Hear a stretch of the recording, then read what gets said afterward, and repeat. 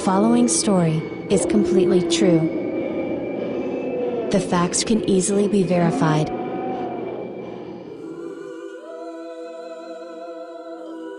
Tales of the Eerie. Today's story, The Ship That Couldn't Be Sunk. True events in life are far eerier than anything dreamed up by a scriptwriter. Or are they? We all know of the terrible fate of the ship that couldn't be sunk, the Titanic, in 1912. But consider this.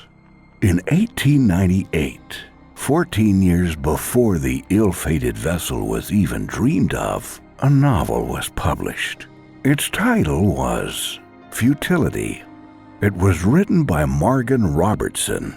It was the story of the largest liner ever built that on its maiden voyage in the month of April was carrying the rich and great of the world when it struck an iceberg, killing many.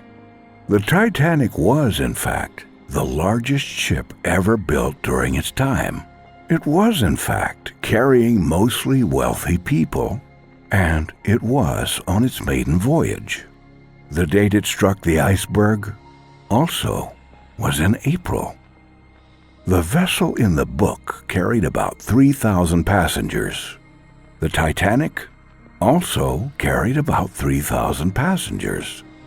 The ship in the story was a 70,000-ton vessel. The Titanic was 66,000 tons. The length of the fictitious ship was 800 feet. The Titanic's length, 882 feet. The top speed of the fictitious ship was 25 knots. The Titanic's top speed, 25 knots. The story ship was only carrying enough lifeboats to accommodate 25% of the passengers. The Titanic's lifeboats could only accommodate 23% of the passengers. Now, all of this was written 14 years before the Titanic was launched. Very creepy indeed. But are you ready for something really eerie? The author of the book Futility named his ship the Titan. So, feel those chills running down your spine? Join us again next week for The Doll That Was Chained to the Tree.